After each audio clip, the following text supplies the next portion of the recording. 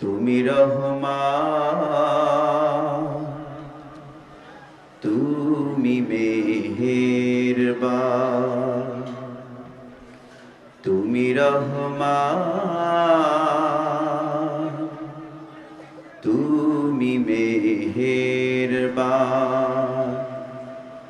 অন্ধ গাহে না শুধু তোমারি গুণগান, অন্ধ গাহে না শুধু তোমারি গুণগান।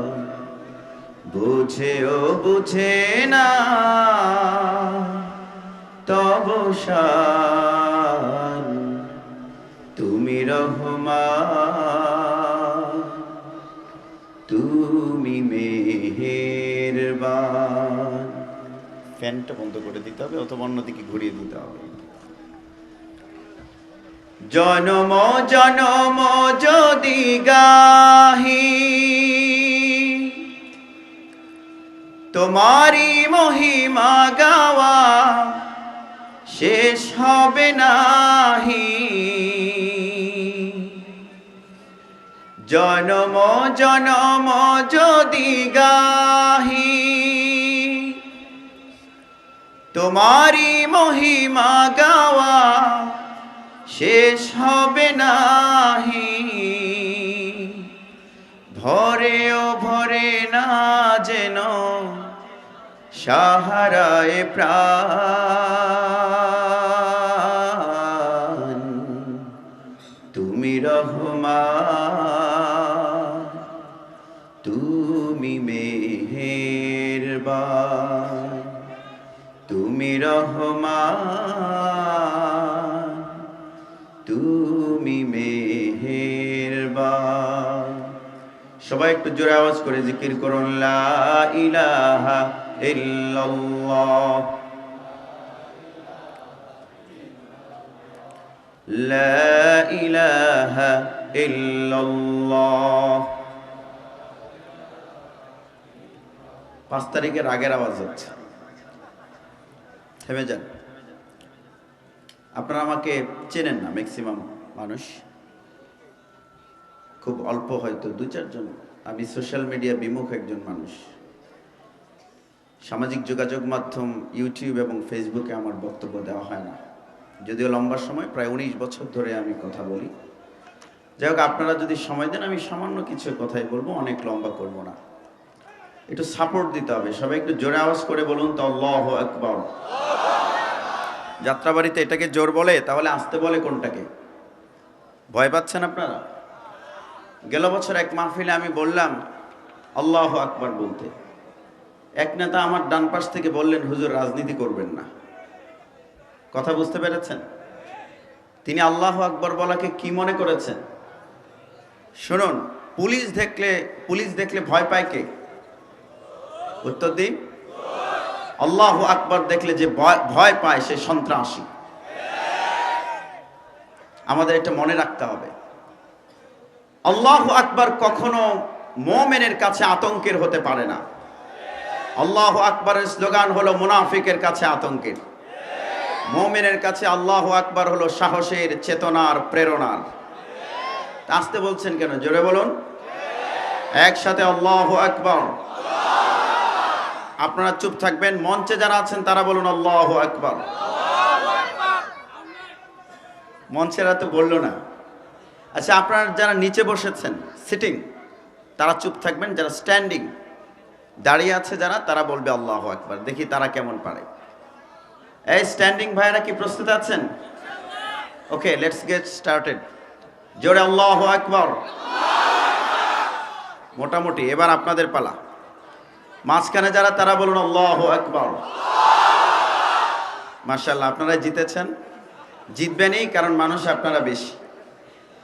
দাঁড়িয়ে যারা আছেন তারা কার বান্দা? জোরে আওয়াজ করবেন, আমি অল্প আস্তে আওয়াজ করলে কথা বলতে পারি না। বসে যারা আছেন তারা কার বান্দা? সামনে, পেছনে, মাঝখানে, দাঁড়িয়ে, বসে, বক্তা, শ্রোতা, আলোচক, আয়োজক, অতিথি, ব্যবসায়ী, নারীরা আসতে বলবেন। পুরুষ যারা আছেন সবাই একসাথে জোরে বলে পুরো যাত্রাবাড়ি কাঁপিয়ে দিতে হবে। চিৎকার করে বলুন আল্লাহু আকবার। 85% হয়েছে। 85% হলে আর বাকি আছে কত? 20 না? কত? সেটা দেবেন আবার একসাথে। এই যাত্রাবাড়ি থেকে নাকি বিপ্লবের সূচনা হয়েছিল, স্বৈরাচারের পতন ঘন্টা নাকি এখান থেকে বেজেছিল। আপনাদের আওয়াজ কম থাকবে কেন? চিৎকার করে বলুন আল্লাহু আকবার। এবার জোরে জিকির করুন লা ইলাহা ইল্লাল্লাহ। সবাই জোরে লা ইলাহা ইল্লাল্লাহ, লা ইলাহা ইল্লাল্লাহ,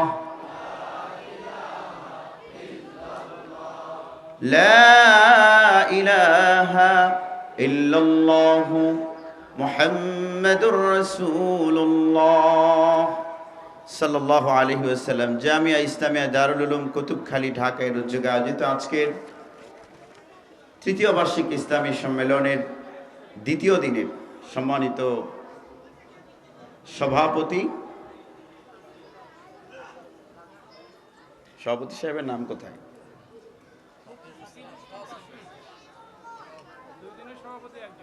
দুদিনের সভাপতি একজন, জনাব মুফতি সাকিবুল ইসলাম কাসিম হাফিজাহুল্লাহ। সম্মানিত উলামায়ে কেরাম, সম্মানিত মুরব্বিয়ান, যুবক ভাইয়েরা, পর্দার আড়াল থেকে কথা শুনছেন, সম্মানিত মায়েরা, বোনেরা, আল্লাহ তাবারাকা ওয়া তাআলা আমাদের উপর মেহেরবানি করেছেন, কোনো গুনাহের কাজে আমাদেরকে রাখেননি। দয়া করে কোরআনের আলোচনার এই বরকতপূর্ণ শামিয়ানার নিচে বসে কথা বলার এবং শোনার তৌফিক দিয়েছেন। সেজন্য মন প্রাণ উজাড় করে উঁচু আওয়াজে আল্লাহ তাবারাকা ওয়া তাআলার পবিত্র দরবারে শুকরিয়া জানাই, আলহামদুলিল্লাহ। কর্তৃপক্ষের প্রতি অনুরোধ, আমার সময় কতটুকু সেটা আমাকে অ্যাপ্রক্সিমেট একটা টাইম আমাকে লিখে আপনারা দিয়ে দেবেন যে এত মিনিট সময় আপনি কথা বলবেন। বাংলাদেশে একটা পরিবর্তন হয়ে গেছে, বিলিভ ইট অর নট। আপনি এটা স্বীকার করেন, বিশ্বাস করেন আর না করেন, হয়ে গেছে। আমরা এখন নতুন সুন্দর বাংলাদেশ চাই। জোরে বলুন ঠিক কিনা? এতগুলো প্রাণ গেছে বাংলাদেশ এখন অন্ধকারে থাকবে, তা আমরা মেনে নিতে পারি না। কি করে শুধু বাংলাদেশ নয়, গোটা পৃথিবীকে আলোকিত করে দেওয়া যাবে, সেই থিওরি, সেই থিম আল্লাহ তাবারাকা ওয়া তাআলা কোরআনুল কারীমে দিয়ে দিয়েছেন। সূরা ইব্রাহিমের শুরু থেকে আমি পড়েছি। তিনি বলছেন আলিফ লাম রা কিতাবুন আনজালনাহু ইলাইকা লিতুখরিজান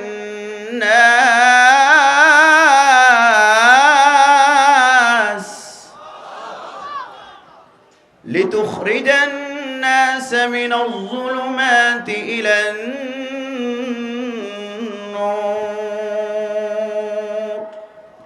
الله تبارك وتعالى বলছেন আলিফ লাম রা কিতাবুন আনজালনাহু ইলাইকা, আপনার উপর যে কিতাব আমি নাজিল করেছি। কেন? পারপাস কি? লিতুখরিজান নাস মিনাজ যুলুমাতি ইলা নূর, যেন আপনি মানব মণ্ডলীকে অন্ধকার থেকে বের করে আলোকিত করে দিতে পারেন, সব সমস্যা থেকে বের করে তাদেরকে সমাধানের পথ দেখাতে পারেন। আপনারা বলুন তো, মানবতার নানা রকমের সমস্যা আছে না নাই? দেশ সুন্দর হবে কখন? যখন সমস্যা থাকবে না, হত্যা, ধর্ষণ, ছিনতাই, দুর্নীতি, মাদক এগুলো থাকবে না। সম্মানিত হাজিরিন, রব বলছেন কোরআন দিয়েছি আমি মানবতাকে আলোকিত করে দেবার জন্যে, সমস্যা থেকে মুক্ত করে দেবার জন্যে, কুফরি থেকে মুক্ত করে দেবার জন্যে।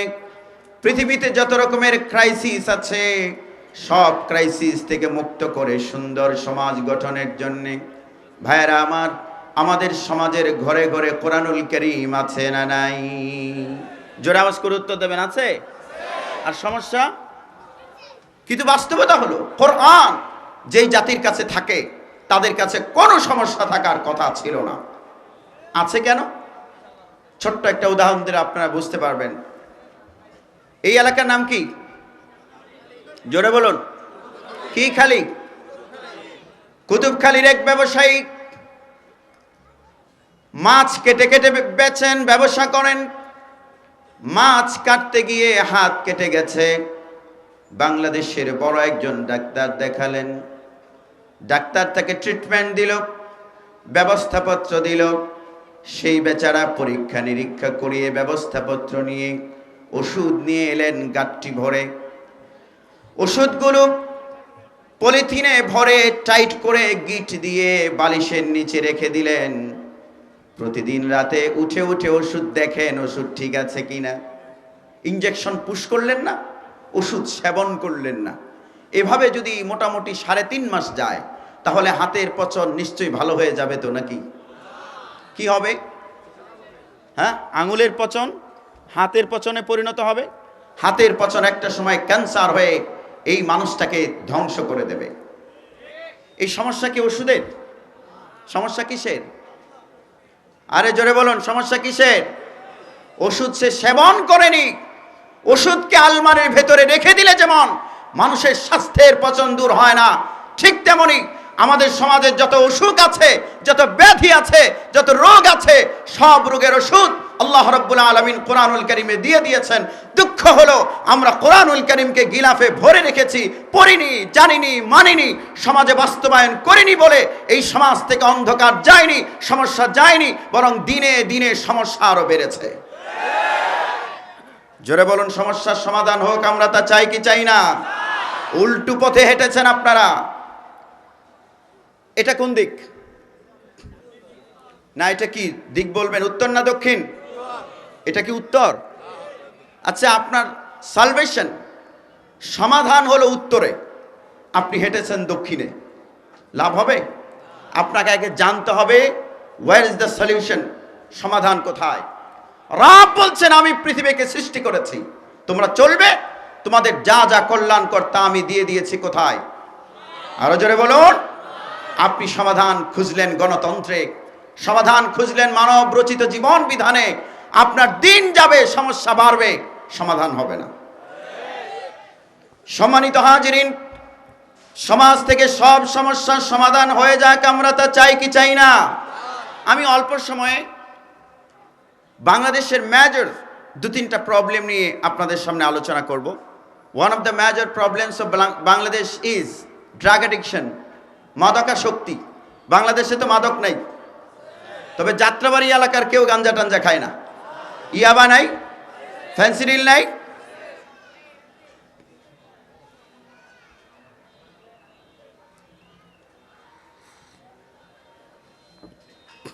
আপনি যদি একটা সমাজকে উন্নত করতে চান তাহলে 1 নম্বর কাজ হচ্ছে মাদক নির্মূল করতে হবে। কেন? যত অপরাধ আছে সব অপরাধের সাথে সম্পৃক্ততা হলো মাদকের। বাংলাদেশে যে পরিমাণ চুরি হয় এর সাথে মাদকের সম্পর্ক আছে না নাই?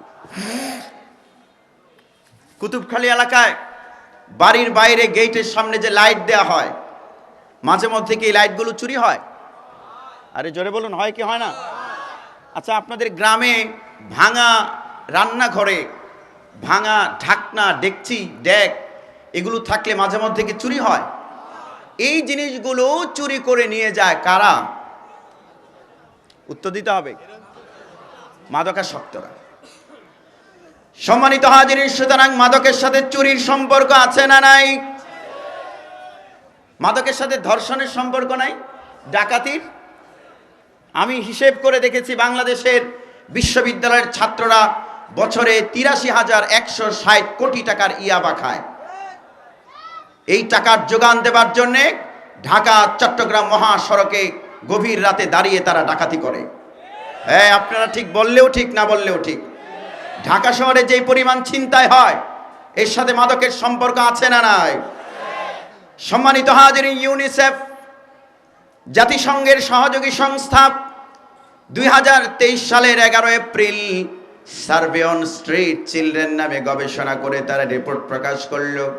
সে রিপোর্টে বলা হলো বাংলাদেশে 10 লক্ষ পথ শিশু আছে, স্ট্রিট চিলড্রেন, হোমলেস, যাদের ঘর নেই, বাড়ি নেই। এই ধরনের পথ শিশুর সংখ্যা হলো 1 মিলিয়ন, 10 লাখ। এরা কি করে এই পথ শিশুরা? পরদিন দৈনিক যুগান্তর পত্রিকা লিখেছে এই পথ শিশুদের 85% পথ শিশু মাদকাসক্ত। আমি কয়েকদিন আগে ফ্লাইট মিস করে ট্রেনে এয়ারপোর্ট থেকে উত্তরবঙ্গের দিকে যাব, তো দেখি পোলাপানে পলিথিন নিয়ে দৌড়ে। তা আমি একজনকে জিজ্ঞেস করলাম যে পলিথিনে কি আছে, এটা ফুলায় এমন করে ফু দেয়, এমন করে। এক লোককে জিজ্ঞেস করলাম এটা কি, তারা বলল ড্যান্ডি খায়। এই ড্যান্ডি খাওয়া পাবলিককে ভালো করার দরকার আছে না নাই? আপনার রাষ্ট্রকে এই 1 মিলিয়ন মাদকাসক্ত, আপনার যে স্ট্রিট চিলড্রেন, পথ শিশু, এই পথ শিশুদের 85% মানে কত আপনি হিসেব করে দেখুন, 8,50,000 পথ শিশু মাদকাসক্ত। আজকের 8,50,000 মাদকাসক্ত পথ শিশুকে বাঁচাবার জন্য রাষ্ট্রের জন্য যদি কোনো উদ্যোগ না থাকে, তাহলে এই 8,50,000 পথ শিশু আগামী 20 বছর পর 8,50,000 সন্ত্রাসীতে পরিণত হবে। জোরে বলুন, এদেরকে মাদক থেকে বাঁচানোর দরকার আছে না নাই? এরাই তো ঢাকা শহরে চিন্তা এগুলো করে। কারা করে? এই পথ শিশু। এরা সন্ত্রাসী হচ্ছে। এরা আবার কেউ কেউ 10-15 বছর পরে নেতাও হয়ে যাবে। আমাদের নেতাদের মিছিল করার লোক লাগে না? আমি আমাদের বিএনপির ভাইদের বলতে চাই, যে সব টুকাইরা ছাত্রলীগের সন্ত্রাসী কার্যক্রম পরিচালনা করেছিল, স্মোক করত, যারা ড্রাগ এডিক্টেড ছিল, এই ভাড়াটে টুকাইরা যেন আপনাদের মিছিলে যেতে না পারে। আমরা আপনাদেরকে ভিন্ন রকম দেখতে চাই। সম্মানিত হাজিরিন, মাদকের সাথে চুরির সম্পৃক্ততা, মাদকের সাথে আছে ডাকাতির সম্পৃক্ততা, নারী নির্যাতনের সাথেও সম্পৃক্ততা আছে না নাই? আমি বাংলাদেশের এক এমপির বাসায় গিয়েছিলাম ওয়াজ করার পরে, তিনি আমাকে নিয়ে গেছেন বাসায়।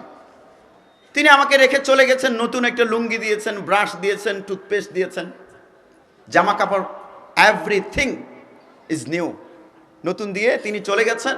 তার বাচ্চা একটা এসে কান্না করে বলছে, হুজুর আম্মু আপনার সাথে একটু কথা বলতে চান। তা আমি বললাম, এমপি সাহেবের ওয়াইফ আমার সাথে কথা বলবেন, কারণ কি? তাই আমি বললাম, দরকারটা কি? সে বলল যে আমি তো এটা জানি না, আম্মুই বলবেন। ঠিক আছে, আমি পারমিট করলাম। তিনি পর্দার আড়াল থেকে আমার সাথে কথা বললেন এবং তিনি জানালেন তার স্বামী 2 বছর আগে ড্রাগ এডিক্টেড হয়েছেন, নাইট ক্লাবে যান, রাতে ফুর্তি করেন। তিনি বলেন যে আমার সংসার ছিল জান্নাতের টুকরা, এই মাদক আমার সংসারকে জাহান্নামের টুকরা বানিয়ে দিয়েছে। এই যে মেয়েটা নির্যাতনের শিকার হচ্ছে, এমপি সাহেবের স্ত্রী, মাদকের কারণে কি শুধু এমপির স্ত্রী নির্যাতিত, নাকি যাত্রাবাড়িতেও ঘুরলে 2-4 জন মহিলা পাওয়া যাবে স্বামীর মাদকাসক্তির কারণে নির্যাতনের শিকার হচ্ছে? জোরে বলুন, আছে না না? নারী নির্যাতন হয় মাদকের কারণে। সম্মানিত হাজিরিন, মাদকাসক্ত মানুষ পকেটে যখন টাকা থাকে না, তখন মাথা ঠান্ডা থাকে না, গরম। বাসায় গিয়ে বউরে কি করে?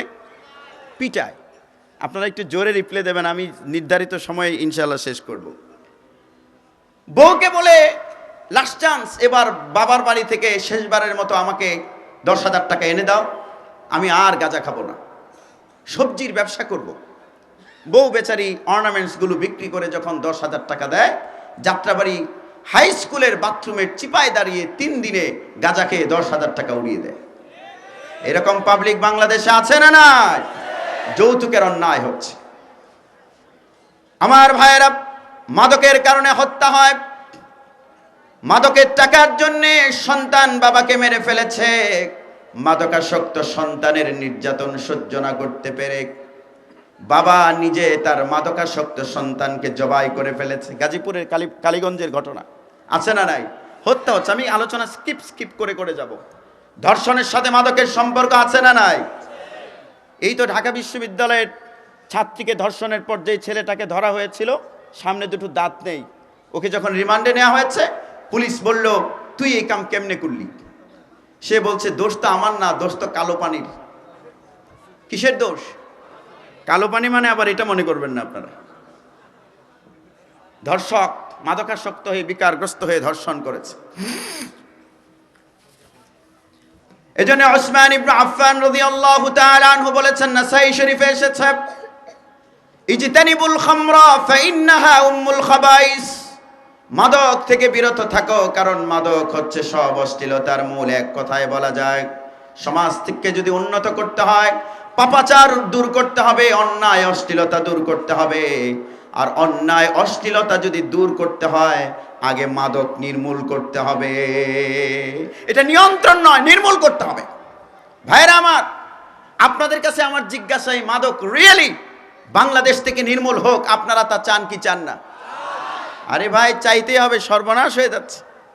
বিবিসি বাংলা এক রিপোর্টে বলেছে বাংলাদেশে বছরে 24,000 মানুষ সড়ক দুর্ঘটনায় মারা যায়। একটু রিপ্লাই দেবেন, কয় হাজার?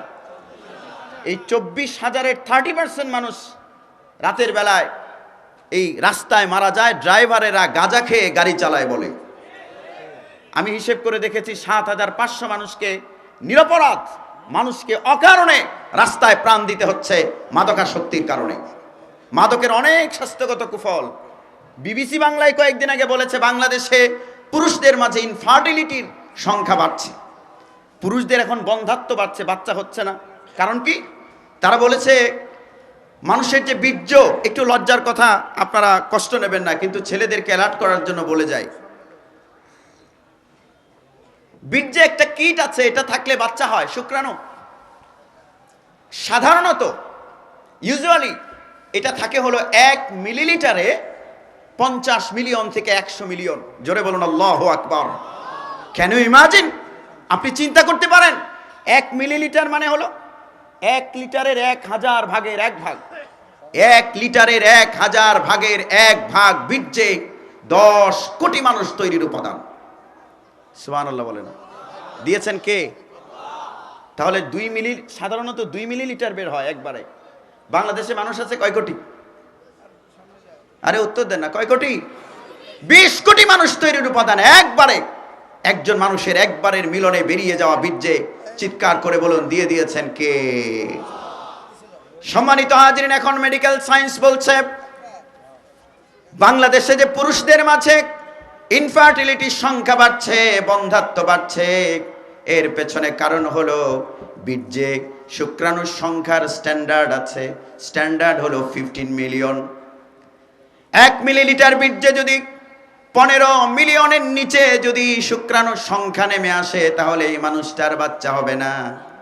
এখন বাংলাদেশের যুবকদের মাঝে এই যে বীর্যে শুক্রাণুর সংখ্যা 15 মিলিয়নের নিচে নেমে আসছে, এটার পেছনে কারণ হলো তার মাদকাসক্ত হচ্ছে। এখন আপনারা বলুন, এই সমাজকে মাদক থেকে রক্ষা করার দরকার আছে না নাই?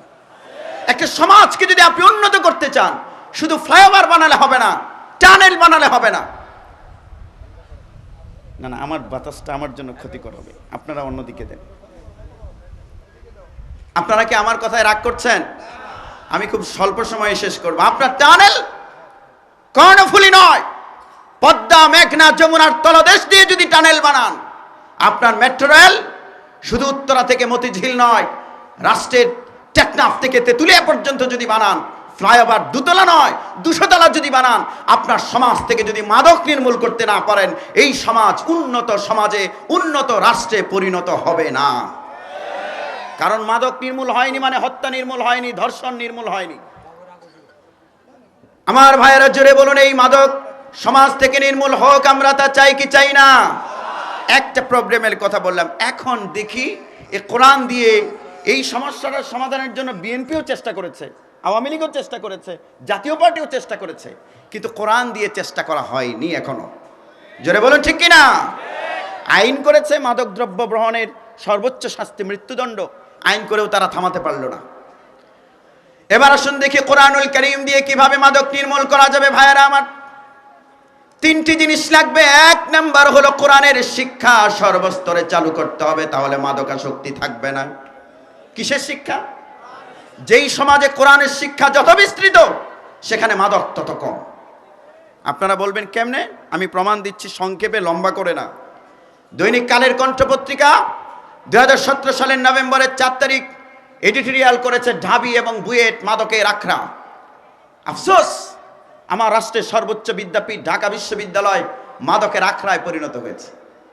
বুয়েট মাদকের আখড়া, Bangladesh university of engineering and technology মাদকের আখড়ায় পরিণত হয়েছে। আমার ট্যাক্সের টাকায় পরিচালিত বিশ্ববিদ্যালয়কে আমরা তো মাদকের আখড়া হিসেবে দেখতে চাই না। আপনারা চান নাকি? ভাইরা আমার, প্রাইভেট বিশ্ববিদ্যালয়ে 61% স্টুডেন্ট মাদকে জড়িয়ে পড়েছে। এই যে বিশ্ববিদ্যালয়গুলো মাদকের আখড়ায় পরিণত হয়েছে, ঢাকা বিশ্ববিদ্যালয়, রাজশাহী বিশ্ববিদ্যালয়, চট্টগ্রাম বিশ্ববিদ্যালয় থেকে সর্বশেষ কিশোরগঞ্জ বিশ্ববিদ্যালয় পর্যন্ত, there are 55 public universities in Bangladesh, এই 55টা সরকারি বিশ্ববিদ্যালয় আর কলেজগুলো যখন বেসরকারি বিশ্ববিদ্যালয় যখন মাদকের আখড়ায় পরিণত হয়েছে, আমরা তখন বুকে হাত দিয়ে বলতে পারি এই দারুল উলুম জামিয়া ইসলামিয়া কুতুবখালী মাদ্রাসার মতো এদেশের মাদ্রাসাগুলোর 1% ছাত্র গাঁজা খায় না। আপনাকে খুঁজতে হবে what is the reason behind this. আপনি রাষ্ট্র চালাচ্ছেন, সমৃদ্ধ রাষ্ট্র যদি বানাতে চান খুঁজতে হবে কারণ হলো এই মাদ্রাসায় একখানা কিতাব পড়ানো হয়। জোরে বলুন কিতাবের নাম কি? আস্তে কথা বললে আমি ওয়াজ করি না, আরো জোরে বলুন কিতাবের নাম কি? কোরআন যদি শিক্ষা ব্যবস্থার সব স্তরে বাধ্যতামূলক করা হয়, আমরা আশা করি আগামী 10 বছর পর ক্যাম্পাসগুলো মাদক মুক্ত হয়ে যাবে। ঢাকা বিশ্ববিদ্যালয়ের ভাইস চ্যান্সেলর ছিলেন প্রফেসর ডক্টর আখতারুজ্জামান। তিনি বললেন তার বিশ্ববিদ্যালয়ে নাকি 10 টাকায় পুরি সিঙ্গারা পাওয়া যায়, এটা গর্বের বিষয়। আশ্চর্যের ব্যাপার, ইউনিভার্সিটি কি পুরি সিঙ্গারার দোকান নাকি? Education means to change the behaviour of human nature. শিক্ষার টার্গেট হচ্ছে মানুষের আচরণের ইতিবাচক পরিবর্তন। আপনি যদি বুকে হাত দিয়ে বলতে পারতেন আমার বিশ্ববিদ্যালয়ের একটা ছাত্র গাঁজা খায় না, মাদক সেবন করে না, আলোকিত মানুষ হচ্ছে, তাহলে এটা গর্বের বিষয় হতো। সম্মানিত হাজিরিন, 1 নম্বর হলো কোরআনের শিক্ষা চালু করতে হবে।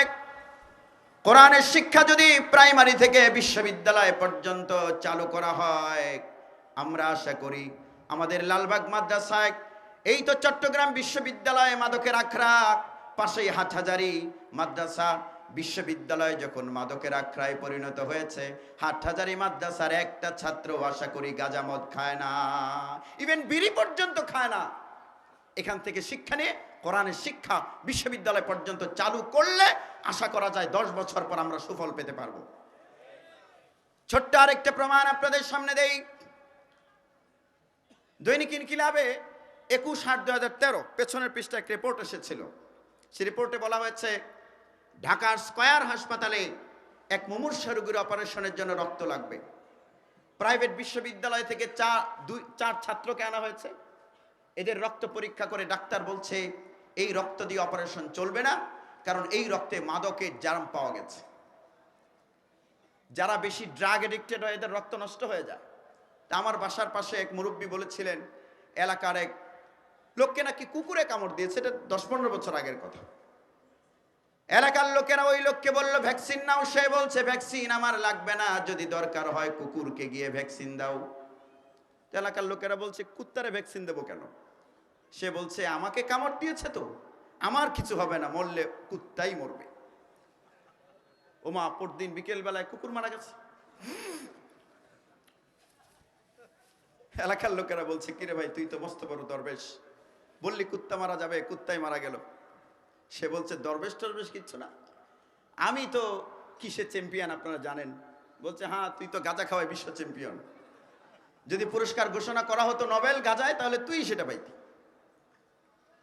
সে বলছে ডাক্তারের কাছে গিয়েছিলাম ব্লাড টেস্টের জন্য, সপ্তাহখানেক আগে ডাক্তার আমার ব্লাড টেস্ট করে বলেছেন আমার রক্ত নাকি ব্লাড নাকি বিষ হয়ে গেছে। আমি চিন্তা করলাম আমার রক্ত যদি বিষ হয়ে গিয়ে থাকে তাহলে আমার এই বডিটা তো হিউম্যান বডি নাই, মানব দেহ নাই, এটা তো একটা বিষের পুটুলিতে পরিণত হয়েছে। পুটুলিতে পরিণত হয়েছে, তো সে তো আমার শরীরে কামড় দিয়েছে, মানে বিষের পুটুলিতে কামড় দিয়েছে, তা আমি মরবো কেন? সেই তো মরব। সম্মানিত হাজিরিন, মাদক কিভাবে সর্বনাশ করে দেয় আপনারা কি আমার কথা বুঝতে পারছেন? রাগ করছেন? তাহলে মনোযোগ দিয়ে শুনতে থাকুন।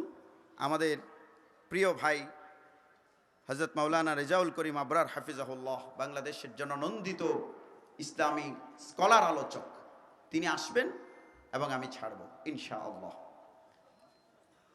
ইনকিলাবের রিপোর্ট বলছে শিক্ষিত ভাইয়েরা যারা মাদ্রাসার শিক্ষার দিকে বৃদ্ধাঙ্গুলি দিতে চান, এখনো তাদেরকে বলছি শুনুন। আমার নিকটাত্মীয় একজন মাদ্রাসার ছাত্রদের দেখতেই পারে না, কয়েকদিন আগে দেখি তার বাচ্চাকে নুরানিতে ভর্তি করিয়ে দিয়েছে। আশ্চর্য ব্যাপার। আমি বললাম বাচ্চারা আপনি না হুজুরদের দেখতে পারেন না, মাদ্রাসায় দিলেন কেন? সে বলছে হুজুর বাবা বলবো কি, ক্লাস 6 এর ছাত্র গাঁজা খায়। জোরে বলুন আছে না নাই? এই জাতিকে বাঁচাতে হবে। মাদকের কারণে স্বাস্থ্যগত কি কুফল হয় সেটা তো আমি বললামই না। আমার ভাইয়েরা, ইনকিলাবের রিপোর্ট শুনুন। ঢাকার স্কয়ার হাসপাতালে মুমূর্ষু রোগীর অপারেশনের জন্য রক্ত লাগবে। প্রাইভেট বিশ্ববিদ্যালয় থেকে 4 ছাত্রকে আনা হলো। এদের রক্ত পরীক্ষা করে ডাক্তার বলছে এই রক্ত দিয়ে অপারেশন চলবে না, কারণ এতে মাদকের জীবাণু পাওয়া গেছে। রোগীর গার্ডিয়ান হাসপাতালের বারান্দায় পায়চারি করছেন, খুব চিন্তিত দেখে আরেকজন ডাক্তার এসে জিজ্ঞেস করলেন যে ভাই, আপনাকে খুব চিন্তিত মনে হচ্ছে, কারণটা কি? তিনি বললেন যে আমার ভাইয়ের অপারেশন হবে, ভালো রক্ত খুঁজছি, ভালো রক্ত পাই না। ওই ডাক্তার জিজ্ঞেস করলেন রক্তের সন্ধানে গিয়েছিলেন কোথায়? তিনি একটা কাগজ দেখিয়ে বললেন যে এখানে ওই যে দেয়ালে লেখা ব্লাড ডোনার ক্লাব, এটা দেখে আমি ইউনিভার্সিটিতে গিয়েছিলাম। তো বললো যে রক্ত পেলেন না? যে না, এই রক্ত নাকি পচা। 3 জনের শরীরে ড্রাগ, আরেকজনের শরীরে এইডস। ওই ডাক্তার তখন বললেন ভালো রক্ত যদি পেতে চান, পবিত্র রক্ত যদি পেতে চান, তাহলে বিশ্ববিদ্যালয় নয়, দেখুন আশেপাশে কোথাও কওমি মাদ্রাসা আছে নাকি। পাশের একটা কওমি মাদ্রাসা থেকে 2 জন ছাত্রকে আনা হলো। এদের রক্ত পরীক্ষা করে ডাক্তার বলছে এই রক্ত ফ্রেশ এবং পবিত্র। আপনাদের কাছে জানতে চাই, আপনাদের সন্তানের রক্ত পবিত্র থাকুক, আপনারা তা চান কি চান না? যেই ছেলেটা ইউনিভার্সিটিতে পড়ে তার রক্তটাও পবিত্র রাখার দরকার আছে না নাই? এজন্য কোরআনের শিক্ষা বিশ্ববিদ্যালয় চালু করতে হবে। আপনাদের খবর আছে শিক্ষা ব্যবস্থা থেকে এই যে ঢাকা বিশ্ববিদ্যালয়ের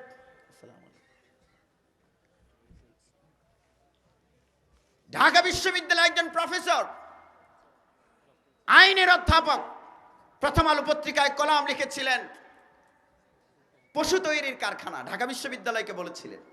আমরা বলতে চাই বিশ্ববিদ্যালয়ে কোরআনুল কারীম পড়ান এবং আমাদের কওমি মাদ্রাসায় যে অনুশাসন আছে এই অনুশাসন বিশ্ববিদ্যালয়ে নিয়ে যান। বিশ্ববিদ্যালয় পশু তৈরির কারখানা থাকবে না, মানুষ তৈরির কারখানায় পরিণত হবে। এজন্য শিক্ষাটা কোরআনের লাগবে। কি করে গেছে এরা খবর আছে আপনাদের? আমি ছোট্ট একটা দৃষ্টান্ত দেই। শিক্ষা ব্যবস্থার সংস্কার প্রয়োজন। আলিয়া মাদ্রাসায়, আমি ইউনিভার্সিটিতে লেখাপড়া করেছি, পাবলিক বিশ্ববিদ্যালয়। আলিয়া মাদ্রাসার ক্লাস 9-10 বইয়ে কি ছিল আমি একটু আপনাদেরকে দেখাই। এটা ধরেন ক্লাস 9-10 ইংরেজি বই। এই ক্লাস 9-10 ইংরেজি বইটা খুললেই আলিয়া মাদ্রাসার বই, অ্যাটেনশন প্লিজ, খুললেই প্রথম যে প্যাসেজ বের হতো এটা ছিল ম্যান ইজ ক্রিয়েটেড, মানুষকে সৃষ্টি করা হয়েছে। এখন আপনারা বলুন তো মানুষকে সৃষ্টি করেছেন কে? পরের লাইনে বলছে আল্লাহ হিমসেলফ ইজ দ্য ক্রিয়েটর। এটার অর্থ হচ্ছে খুলিকাল ইনসান আল্লাহু হুয়াল খালিক।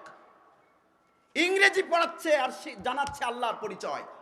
চাইলে ইংরেজিতেও আল্লাহর পরিচয় জানানো যায় কি যায় না? বিএনপি সরকারের পরে আমরা যখন 9, 10, 11তে পরীক্ষা দিয়ে এরকম ছিল। 2 নম্বর প্যাসেজ ছিল হাদিস mean speech, the speech delivered from the holy mouth of Nabi Karim sallallahu alayhi wasallam has been styled as hadith. কত সুন্দর। 2 নম্বরে বলা হচ্ছে হাদিস মানে হচ্ছে বক্তব্য, তবে যেন তেন লোকের বক্তব্যকে হাদিস বলে না, রাসূলুল্লাহ সাল্লাল্লাহু আলাইহি ওয়াসাল্লামের কথা কাজ সমর্থনকে হাদিস বলা হয়। এই গেল 2 নম্বর। 3 নম্বরটা ইংরেজি বই, সরকারি বইয়ে কি ছিল আগে দেখুন, হাসিনা কি কি বাদ দিয়েছিল এটা দেখুন। 3 নম্বর passage, the verbatim meaning of Fatiha is beginning or opening. আপনি যদি কোরআন শরীফ খুলেন প্রথম কোন সূরা বের হয়? আপনি যদি কোরআন শরীফ শুরু করেন প্রথম কোন সূরা শুরু হয়? এটা লেখা হয়েছিল ফাতিহা শব্দের অর্থ হলো শুরু করা, ফাতিহা শব্দের অর্থ হলো ওপেনিং, খোলা। ভাইরা আমার, ফাতিহা শব্দের তাৎপর্য দেওয়া হয়েছে, সূরা ফাতিহার তাফসীর দেওয়া হয়েছে ইংরেজিতে। এরপরে বলা হয়েছে আবু বকরের জীবনী। আবু বকর বলে গেছেন যে আমার রাষ্ট্রীয় কোষাগার থেকে নেওয়া টাকা যদি জমা থাকে আমার ইন্তেকালের পর সেটা ফিরিয়ে দিও। শেখ হাসিনা সরকার সব বাদ দিয়ে সেই বইয়ে তবলার ছবি দিয়েছিল। আমি যেদিন দেখেছি কোরআনের আয়াত বাদ দিয়ে আল্লাহর পরিচয় বাদ দিয়ে তবলার ছবি দিয়েছে, সেদিন আমি ধরে নিয়েছি শেখ হাসিনার লাঞ্ছনাজনক পরাজয় বাংলাদেশের মানুষ দেখবে, কেউ তা ঠেকাতে পারবে না। সেটা আমরা দেখেছি। আপনারা বলুন, আওয়ামী লীগের অনেক ভাইয়েরা এখন রাগ করেন আমরা এইসব কথা বললে, ছ্যাদ করে উঠেন। থামুন, অনুতপ্ত হন। সালাম নিয়ে আমাদের কোনো দলাদলি আছে? আপনাদের এলাকায় যারা আওয়ামী লীগ করে তারা সালাম দেয় না? জোরে বলুন, বিএনপি যারা করে সালাম দেয় না? চরমনায় যারা করে সালাম দেয় না? আর ইভেন হিন্দুরাও তো সালাম দেয়। আলিয়া মাদ্রাসার ক্লাস 1-এর বইটা শুরু হতো আসসালামু আলাইকুম দিয়ে, সেই সালাম বাদ দিয়ে গুড মর্নিং দেওয়া হয়েছিল। কোরআনের শিক্ষার শেকড় তো এই মাটির সাথে এত গভীরে, কোন হাত যদি সেই শিক্ষায় ধরে টান দেয় হাত ছিঁড়ে যাবে, কোরআনের শিক্ষার কিচ্ছু হবে না। শেখ হাসিনা চলে গেছে, ব্রিটিশরা যেমন চলে গিয়েছিল, কোরআনের শিক্ষা দারুল উলুম দেওবন্দ এখন আছে, হাজার হাজার লাখ লাখ কমি মাদ্রাসা আছে, ব্রিটিশরা নাই। মাদ্রাসা শিক্ষা থাকবে, হাসিনা থাকবে না। সম্মানিত হাজিরিন, এই শিক্ষা ব্যবস্থায় কোরআন সংযুক্ত করা হোক, আমরা তা চাই কি চাই না? আমার ভাই চলে এসেছেন, আমি লম্বা করব না, সংক্ষেপে বলি, শিক্ষায় লাগবে 2 নম্বর আইনে লাগবে। মাদক যদি নির্মূল করতে চান, জোরে বলুন কিসে লাগবে? আইনে লাগবে। কোরআন আপনার আইন হলো, গ্রামে যদি কোনো ব্যক্তি রিক্সা চালক গাঁজা খায় তাহলে পুলিশ তাকে ধরে নিয়ে শাস্তি দেবে। আর উত্তরার নাইট ক্লাবে মন্ত্রী এমপিরা যখন ফুর্তি করবে গাঁজা খেয়ে খেয়ে, পুলিশ তারে সেলুট দেবে। এই বৈষম্যের আইন দিয়ে মাদক নির্মূল করা যাবে না, আইন ঠিক করতে হবে আগে। এই জন্য আইনের জায়গায় আলেমদের যাওয়ার দরকার আছে না নাই? শুনুন কি দরকার। এই যে কয়েকদিন আগে সেনাবাহিনী ধরেছে এক মহিলাকে, আপনার টেলিভিশন ফুটেজে দেখেছেন, সেনাবাহিনী এক মহিলাকে ধরেছে মদ্যপ অবস্থায়। মহিলা বলছে আমার লাইসেন্স আছে। আপনি করবেন কি? কিচ্ছু করতে পারবে না। এই জন্য একদিকে মাদক বিরোধী অভিযান চালাবেন, আরেকদিকে লাইসেন্স দেবেন। কিয়ামত পর্যন্ত চেষ্টা করলেও মাদক নির্মূল করা যাবে না। লাইসেন্স দেওয়ার অধিকার কারো আছে? হারাম যেটা সেটা কি হারাম, কোন মুসলমান সেটাকে বৈধতা দিতে পারে না। আপনাদের কাছে আমার একটা প্রশ্ন আছে, আপনারা কোন দেশের নাগরিক? আরো জোরে বলুন। শ্রীলঙ্কার আছেন কেউ? পাকিস্তানের? আমরা জন্মসূত্রে বাংলাদেশি নাগরিক। এই বাংলাদেশে মদের লাইসেন্স দেওয়া বন্ধ হয়ে ঢাকা শহরে সবগুলো নাইট ক্লাব সিলগালা করে দেওয়া হোক, আমরা তা চাই কি চাই না? আইন লাগবে কোরআনের। আরেকটা জিনিস লাগবে, সেটা হলো শাসন লাগবে কোরআনওয়ালাদের। কথা বলে না, শাসন কাদের? এই সাভারে আমি কথা বলছিলাম, এক ইউনিভার্সিটির প্রফেসর আমাকে জিজ্ঞেস করলেন যে কোরআনওয়ালারা শাসন করে পৃথিবী থেকে মাদক নির্মূল করেছে, আপনার কাছে কোনো রেকর্ড আছে?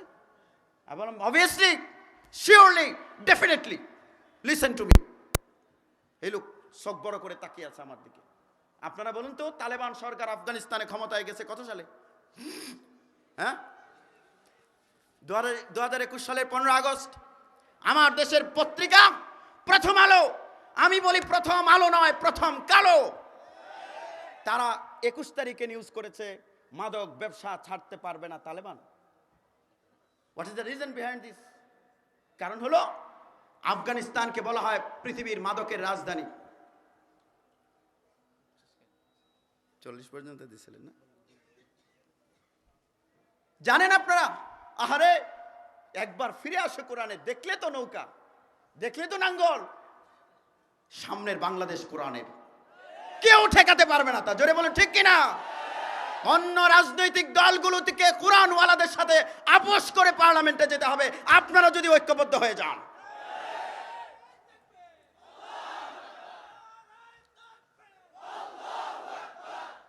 বেশি কথা বলবো না, জোয়ার আসে 12 ঘন্টা পর পর, এটা মনে রাখবেন।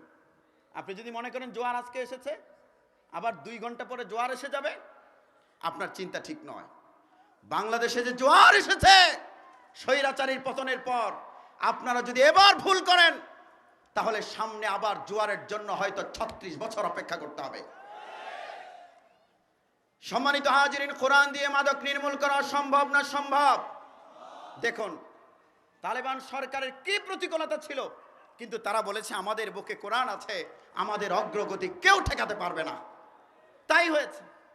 পৃথিবীর মাদকের রাজধানী বলা হয় আফগানিস্তানকে। একটা ফুলের মতো মাদক আছে, এটার নাম হলো আফিম। এই আফিমের 80% চাষ হয় আফগানিস্তানে। শুধু তাই নয়, আফগানিস্তানের অ্যাবাউট 60% পিপল মাদকাসক্ত। শুধু তাই নয়, আজ পর্যন্ত তালেবান সরকারকে স্বীকৃতি দিয়েছে পৃথিবীর কয়টা রাষ্ট্র? বলুন না আপনারা, কয়টা? একটাও রাষ্ট্র স্বীকৃতি দেয়নি। আমেরিকার কাছে 10 লক্ষ মিলিয়ন মার্কিন ডলার আটকা ছিল। আমেরিকা বলেছে যে হুজুররা ক্ষমতা নিয়ে গেছে, আমরা এই 10 লাখ মিলিয়ন মার্কিন ডলার দেব না। কতটা প্রতিকূলতা ছিল, স্বীকৃতি নাই, রিজার্ভ নাই, সব আটকে দেওয়া, কেউ তালেবানকে সমর্থন করলো না। কিন্তু তালেবান সরকার বলেছিল যাদের হাতে কোরআন, পৃথিবীর কেউ যদি সমর্থন না দেয়, রবের যদি দয়া থাকে, তাদের উন্নতি অগ্রগতি কেউ ঠেকাতে পারে না। সেটাই প্রমাণিত হয়েছে। আমার রাষ্ট্রের প্রথম আলো বলল, প্রথম আলোরে প্রথম কালো বললাম কি জন্য? কারণ আছে। বাংলাদেশে মানবতার সংকটে সবচেয়ে বেশি ভূমিকা রেখেছে কারা? ওলামায়ে কেরাম। ৫,৪০০ এনজিও, ২৩৩টা বেসরকারি এনজিও আছে আমাদের দেশে। করোনায় আক্রান্ত হয়ে যখন মানুষগুলো মারা গেল, একটা এনজিও স্পিকার পর্যন্ত পার্লামেন্টে দাঁড়িয়ে বলেছেন যে আমার এনজিওরা কোথায়? এই মানুষগুলোর সংকটে তাদেরকে দাফন করার জন্য আসে না। ঠিক সেই সময়ে আমার দেশের কওমি মাদ্রাসার আলেমরা জীবনের মায়াকে তুচ্ছ করে গ্লাভস পরে করোনায় আক্রান্ত হয়ে মারা যাওয়া মানুষগুলোকে গোসল দিয়ে দাফন করে তারা প্রমাণ করেছেন মানবতার সবচেয়ে সংকটে এখন আলেমরা আগে এগিয়ে আসে। সম্মানিত হাজরিন, শেখ আহমদুল্লাহ হাফিজাহুল্লাহর যে অবদান, প্রথম আলো একটা নিউজ করেনি। এতে প্রথম আলো প্রমাণ করেছে এদেশের গণমানুষের পক্ষে প্রথম আলো নাই। হ্যাঁ জোরে বলুন, ঠিক কিনা? কোথায় কোন মাদ্রাসায় কোথায় একটা কেলেঙ্কারি হয়েছে, রেয়ার কেস, হাজারে লাখে একটা হলে এটাকে তুলে আনবে, কিন্তু আলেমদের অবদান তারা তুলে আনতে ব্যর্থ হয়েছে। প্রথম আলো পত্রিকা যখন বলল যে মাদক ব্যবসা ছাড়তে পারবে না তালেবান, আর সেই তালেবানের হাতে ছিল না রিজার্ভ, তালেবানের হাতে ছিল না স্বীকৃতি, নানা প্রতিকূলতার মধ্যে মাত্র 2 বছরের ব্যবধানে 2 জুলাই 2023 আমার দেশের মানব জমিন পত্রিকা রিপোর্ট করেছে মাদক নির্মূলে তালেবানের সাফল্য নজিরবিহীন। 95% মাদক নির্মূল হয়ে গেছে। ওরা বলেছিল পারবে না, তালেবান বলেছিল পারবো। কোনটা ঠিক হলো? কোরআনেরটা ঠিক হলো। এখন আপনাদের কাছে আমার প্রশ্ন, এই মাদক যদি বন্ধ হয়, চুরি বন্ধ হবে, ডাকাতি বন্ধ হবে, ছিনতাই বন্ধ হবে, নারী নির্যাতন বন্ধ হবে, ধর্ষণ বন্ধ হবে, সেই মাদক নির্মূলে আপনারা তো বিএনপিকে দিলেন, জাতীয় পার্টিকে দিলেন, আওয়ামী লীগকে দিলেন। 50 বছরে মাদক নির্মূল হয়নি। আমরা দেশের জনগণকে বলতে চাই, একটিবার আপনারা কোরআনওয়ালাদের মাদ্রাসার ছাত্রদের দেন মাদক নির্মূলে, এছাড়া কোনো ওয়ে নাই। কারণ 25 সেপ্টেম্বর 2023 দৈনিক যুগান্তরের রিপোর্টে এসেছে বরিশালে মাদকদ্রব্য নিয়ন্ত্রণ অধিদপ্তরের কর্মকর্তা তিনি 2 কেজি গাঁজা বেচতে গিয়ে ধরা পড়েছেন। বেড়ায় যদি খেত খায় দেশকে ভালো বানাবেন কেমনে? আপনি দায়িত্ব দিয়েছেন যারা মাদকাসক্ত তাদের হাতে, কওমি মাদ্রাসার ছাত্রদের হাতে টপ টু বটম দায়িত্ব দিতে হবে।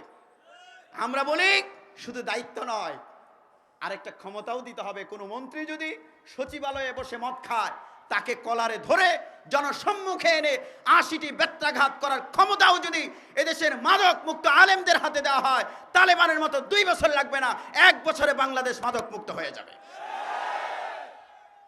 জোরে বলুন, এরকম দেওয়া হোক। আমরা চাই কি চাই না? 2-3 মিনিট জোরে বলুন। তাহলে কোরআন দিয়ে মাদক নির্মূল সম্ভব না? সম্ভব। 2 নম্বরে হলো দারিদ্র। আচ্ছা, দারিদ্র নিয়ে লম্বা আজকে কথা বলবো না। দারিদ্র কিভাবে কোরআন দিয়ে বিমোচন করা যাবে? যাকাত ভিত্তিক অর্থ ব্যবস্থা দিয়ে।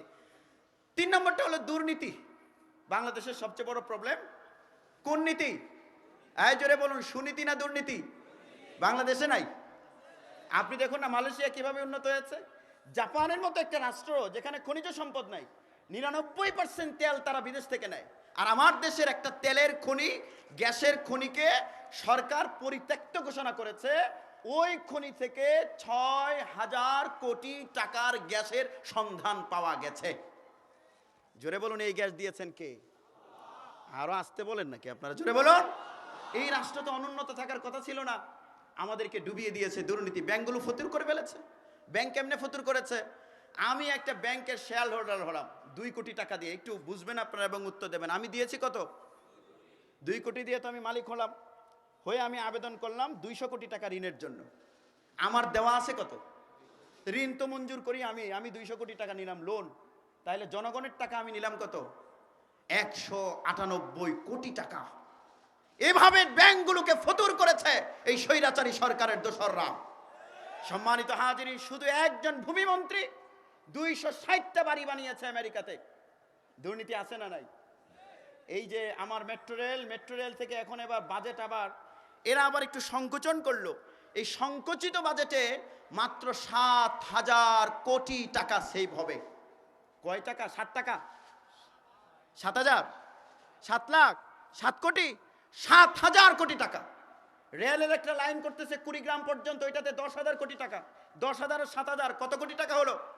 আমি হিসেব করে দেখেছি 17,000 কোটি টাকা যদি দুর্নীতির এক বছরে সেভ করা যায়, তা দিয়ে বাংলাদেশের 3 লাখ মসজিদের ইমামকে প্রথম শ্রেণীর সরকারি কর্মকর্তার সমান বেতন দেওয়া যাবে। দুর্নীতি করে শেষ করে দিল। এখন দুর্নীতি বন্ধ করবেন কেমনে? ভালো মানুষ লাগবে ভাইয়েরা আমার। কিভাবে ভালো মানুষ বানাবেন? এই যে 2 লাখ কোটি টাকার বেশি আমাদের খেলাপি ঋণ, আমলারা এই টাকাগুলো নিয়ে বড় বড় শিল্পপতিরা নিয়ে মেরে দিয়েছে, ব্যাংকগুলো ফতুর হচ্ছে। এর বিপরীতে ছোট্ট একটা ঘটনা আপনাদের সামনে তুলে ধরি। বাংলাদেশের সুনামগঞ্জ জেলার শাল্লা উপজেলার দৈনিক যুগান্তরের 21 জানুয়ারি 2021-এর প্রতিবেদন। সেখানে তারা বলেছে শাল্লা উপজেলার শ্যামারচর বাজার মসজিদের ইমাম মাওলানা হুসাইন আহমদ, তিনি ব্যাংকে গেছেন টাকা তোলার জন্য। তার ব্যাংকে 10,000 টাকা ছিল। গিয়ে দেখেন টাকা বাচ্চা তুলে 6,10,000 হয়ে গেছে। ম্যানেজারের কাছে গিয়ে বললেন, স্যার এই টাকা তো আমার না, আমি এই টাকা নেব না। ম্যানেজার তাকে বলছেন, হুজুর আপনি ভালো মানুষ আমি জানি, টাকা কিভাবে ঢুকলো আমিও জানি না, আপনি তো আর নিজে ইচ্ছে করে নেননি, আপনি টাকা নিয়ে যান। মাওলানা হুসাইন আহমদ বলছেন, এই টাকার মালিক তো আমি না। একটু চিন্তা করুন, যেখানে পলিটিক্যাল লিডাররা 260টা বাড়ি বানাবার জন্য এদেশের গরিব মানুষদের টাকাগুলো নিয়ে গেছে, যেখানে শিল্পপতিরা, ভালো শিল্পপতি নিশ্চয়ই কিছু আছে, ব্যাংক থেকে 2 লাখ কোটি টাকা লোন নিয়ে ফেরত দিচ্ছে না। রাজনৈতিক নেতারা বাজেট করে 7,000 কোটি টাকা, 10,000 কোটি টাকা বেশি বাজেট করে লুটে নিচ্ছে। সেখানে একজন আলেম, একজন মসজিদের ইমাম, তার বেতন কয় টাকা? 20-30 লাখ টাকা তো হবেই নাকি? কত? 5,000 টাকা বেতন। সেই ইমাম তখন ব্যাংকের ম্যানেজারের সামনে গিয়ে বললেন, ম্যানেজার এই টাকা আমি নিতে পারবো না। তো ম্যানেজার বললেন, সমস্যাটা কি আপনার? তিনি পাল্টা প্রশ্ন করেছেন, আপনার সমস্যা কি? বলছে, হুজুর এই টাকাটা কিভাবে আপনার অ্যাকাউন্টে ঢুকলো এটার জবাব আমাকে দিতে হবে, আমি শোকজ খাবো, চাকরিও যেতে পারে। মাওলানা হুসাইন আহমদের সাফ কথা, আপনি যদি এই টাকা ফেরত নেন তাহলে আপনার চাকরি চলে যায়, আর আমি যদি এই টাকা ফেরত না দেই তাহলে আমার জান্নাত চলে যায়। এই টাকার জন্য আমি জান্নাত হারাতে চাই না। আপনাদেরকে মনে রাখতে হবে, যেই সময় আমলারা, শিল্পপতিরা রাষ্ট্রের হাজার হাজার কোটি টাকা মেরে দিচ্ছে, একজন মসজিদের ইমাম যা চাল আনলে ডাল আনতে পারেন না, ডাল আনলে তেল আনতে পারেন না, টাকার অভাব ছিল, এরপরেও 6 লক্ষ টাকা ব্যাংকে আবেদন করে ফেরত দিয়ে তিনি প্রমাণ করেছেন, বিজ্ঞান এবং টেকনোলজির, সায়েন্সের এই যুগে যদি সৎ মানুষ থাকে তাহলে কুরআনওয়ালা আলেমরাই আছে। এদেরকে জায়গা মতো নেন। আমাদের সামনে প্রমাণ রয়েছে। মরহুম মৌলানা দেলোয়ার হোসেন সাইদ রহিমাহুল্লাহ বলেছিলেন যে আমাদের তো 2জন মন্ত্রী আছে, ওই যে আলী আহসান মোহাম্মদ মুজাহিদ আর মৌলানা মতিউর রহমান নিজামী। জামাত ইসলামীর সাথে আমাদের চিন্তাগত কি পার্থক্য সেটা নিয়ে পরের কথা, কিন্তু তারা আলেম ছিলেন। এই 2জন আলেমের ব্যাপারে আল্লামা দেলোয়ার হোসেন সাইদ রহিমাহুল্লাহ বলেছিলেন, ক্ষমতা থেকে যাওয়ার পর তাদের কোনো দুর্নীতি বের করতে পারবে না। ঠিকই হয়েছে, আওয়ামী লীগ সরকার তাদেরকে কত নামে বেনামে মামলা দিল, কিন্তু দুর্নীতির কোনো মামলা দিতে পারেনি। এই আলেমদেরকে যদি জায়গা মতো বসানো যায়, বিসিএস ক্যাডার বানানো যায়, আমার যে ছেলেটা ট্রেনের টিকিট মাস্টার হবে তাকেও যদি আমি কোরআন শিখিয়ে সোনার মানুষ বানাতে পারি, তাহলে এই ছেলেটা দুর্নীতিমুক্ত হবে। আর বাংলাদেশ যখন দুর্নীতিমুক্ত হবে তখন বাংলাদেশ সত্যিকারের সোনার দেশে পরিণত হবে। এখন আপনাদের কাছে প্রশ্ন, সমাজের সর্বস্তরে আল্লাহর কালাম প্রতিষ্ঠিত হোক, আপনারা চান কি চান না? সন্তানদেরকে কোরআন শিখাবেন, ডাক্তারও যদি বানান নুরানিতে 3 বছর 4 বছর পড়িয়ে তারপরে ডাক্তার বানাবেন, তাহলে কসাই হবে না, সেবক হবে। আল্লাহ রাব্বুল আলামিন আমাদেরকে কোরআন পড়ার, জানার, মানার, আমল করার, সমাজে প্রতিষ্ঠা করার তৌফিক দিন। সবাই প্রাণ খুলে আওয়াজ করে বলুন আমিন। আমাকে সময় দেওয়া হচ্ছিল 40 পর্যন্ত, আমি 5 মিনিট বেশি নিয়েছি, এই জন্য ক্ষমা চেয়ে আমি যেন আমল করতে পারি, আপনারা যেন আমল করতে পারেন সেই দোয়া চেয়ে এবং দোয়া করে, আমার ভাইকে কষ্ট দিয়েছি সেই জন্য দুঃখ প্রকাশ করে আমার আলোচনা এখানেই শেষ করছি। ওয়া মা আলাইনা ইল্লাল বালাগ। আসসালামু আলাইকুম ওয়া রাহমাতুল্লাহ।